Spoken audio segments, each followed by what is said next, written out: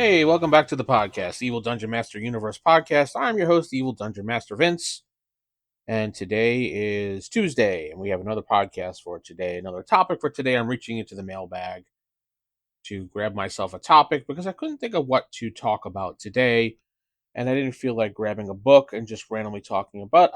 It's essentially the same thing. I'm thinking about it, but I got an email today. You can email me by doing askthedm at evildm.com or heading to facebook.com/evildungeonmaster. And you can send me a message or on Twitter if you'd like to send me a question there as well. I got a bunch of things that I like to answer via podcast, so this is one of them. Unless you ask me personally, don't want it on the podcast, I'm not one of those guys. I just got, I would answer it on the podcast because I didn't know how to answer it. But let's see. I got an email from Stephanie. She is one of my viewers on YouTube who is a monthly supporter, and she asked, "I've heard you talk about playing Vampire the Masquerade before, and I'd like to hear your experiences with it. And would you play it again? Thanks, Stephanie." Okay, brief and right to the point question. I like that. Oh, my website is theevildm.com in case you want to follow there and sign up. That way you get all the things I do in one central place. You can also join the channel by clicking join on YouTube for 99 cents a month. You get videos ahead of time as well as a special member live stream every Friday. And you can go to ko-fi.com/evilDM if you'd like to just donate uh, once a month or whatever, just to support me.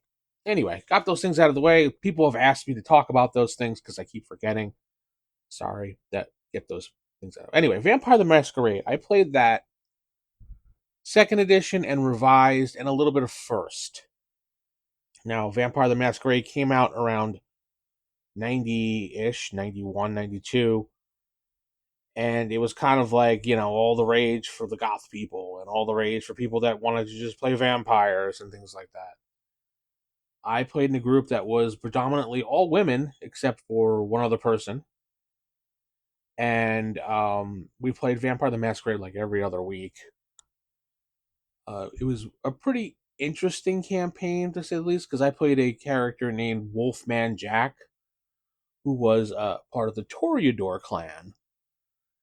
And Wolfman Jack was kind of based off of a couple different people in television and film. First of all, his name came from Wolfman Jack, the DJ. Second, his cover story was he was a well, back then WWF wrestler at night as his career, and he was based off of I can't remember the name of the movie. It was like some type of bug invasion movie where there was a guy who looked like Wolfman Jack with a chainsaw, and I was mimicking. I can't remember. It was such a long time ago, but I mimicked it after him. And Wolfman Jack was kind of an interesting character because he was a Toreador, but he looked like Mick Foley, the wrestler, so it didn't really fit in too well. And it was very difficult for the character to hide a lot because he was well known being a WWF wrestler. And the one thing I liked about the Toreador classes, they liked things that were fancy. They liked things that were appreciative in life. Toreadors were like the fancy pants people, and they appreciate the little things. So a lot of times my character would be really dopey, but then all of a sudden be like, "This piece of art is wonderful," and oh wait, why am I talking like Wolfman Jack? Yeah, that's my name right now. And I would just jump into those voices. So it was kind of an interesting play to do both of those things at once. And if you're not familiar with the vampire system, and I'm not sure how it is now these days because I haven't played Vampire since we played Demon the Fallen, and that was before the Gehenna reset of everything. I think 2010 is the last time I played it when I was doing the podcast Darker Days, where we coined the phrase classic World of Darkness for White Wolf. And then they started using the term classic World of Darkness because they had new World of Darkness. Now they have like new World of Dark. I don't know. It's impossible to keep up with. But they keep revamping the system.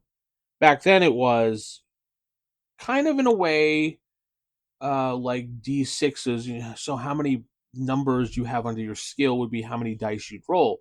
It was a 10-sided dice, and I believe, and I could be wrong here because it's been such a long time, you had to get over, you had to get, I think it was eights or higher on the die to actually get a success, and you would count the successes up, and you could use it to do different things, and you can spend blood points to add extra dice, change dice, things like that. At least we did in our game for changing dice.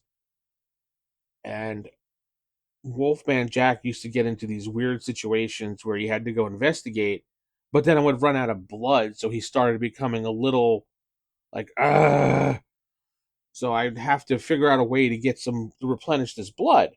And I hated the fact that the one thing I really hated the fact about Vampire was that you had a humanity side to you as well, and the that you couldn't just go out and drain someone of blood, not kill them, but drain them of blood. You would lose humanity for just randomly attacking people because of your humanity factor. They later changed that in one of the books by allowing you to pick a certain path in life that didn't do that, but you were a little bit more evil, which I didn't understand because there are some vampires that will drain blood but not kill people and do it for sustaining life. And obviously, pig's blood and things like that don't work in Vampire the Masquerade like they do in the movies. Like, well, I've been sustaining myself on animal blood because that's just as good as. No, it doesn't. No, there has to be human blood. And Wolfman Jack's other priority was to try to lower his generation. So every vampire has a generation that roots back to the original Vampire of Cain. And when you play Vampire the Masquerade around second and revised, I believe you start as either 11th or 10th generation vampire. And your ultimate goal is to, increase your power overall and lower your generation. And you can do that by um, absorbing or basically taking another vampire and draining them. As long as they're a lower generation of you, you absorb that, you can become that generation overall because that's the blood coursing through your veins now. So Wolfman Jack would always try to drain the vampires that we would fight against just so he would try to become a different gen. I think I got him to about 8th generation by the time we stopped playing. Now, would I play Vampire the Masquerade again? Probably not. I don't think I know anybody that really wants to play it. And every time we talk about Vampire, people make fun of it. I mean, I had a good time. It was a bunch of us playing the game. We played it every week, and I basically will play any game as long as I'm having fun in the game. I'll continue to play. Now, if I'm not, I'll just leave. I'm not gonna protest or try to change the group's mind or anything like that. I just won't play. Um, I've played in plenty of 5e games that people hate because they don't like Wizards of the Coast. I don't like Wizards of the Coast, but I'll still play in the game if people are enjoying the game. Because remember, the books are yours once you buy them. There's nothing that Wizards of the Coast or White Wolf or whomever owns Vampire now these days can do once the book is in my hands. Just like I'm going to play Starfinder real soon. We just wrapped up our Palladium Fantasy game, and now we're going to move into some sci-fi in space. Obviously, we're going to play Starfinder. Do I like Paizo as a company right now? No, not really. Do I like Pathfinder? Yeah, I like the original Pathfinder. I have quite a few books of the original Pathfinder. The adventure paths were well written, well done. The game is pretty solid as far as a game is concerned for D20 game. Do I have to like the company itself? No. My group wants to play it, so we're going to play it. And we're going to have fun playing it. I guarantee. Starfinder should be interesting too, because I like the idea of being in space with different races and trying to, mimic like a Firefly game or maybe even a Battlestar Galactica game or something, even though I know there are systems based on those things. But back to Vampire again. Whatever played again? No, probably not. I don't think I would actively look for a group for Vampire. I don't even think I have any of the real. I have actually no. You're wrong. I do. I'm wrong. Not you're wrong. looking on my shelf right now, I do have one of the original Vampire the Masquerade books. I do have Dark Ages still, Vampire Dark Ages, Hunter the Reckoning, and Demon the Fallen. Those are all from the original edition of White Wolf when they still owned World of Darkness. I don't know who really runs World of Darkness now. Not my cup of jam anymore. But some people it may be. Hopefully, you go out and play the game and enjoy it. It's, whatever works for you. Well, Stephanie, I hope that answered your question for today, and I appreciate you sending me in a question.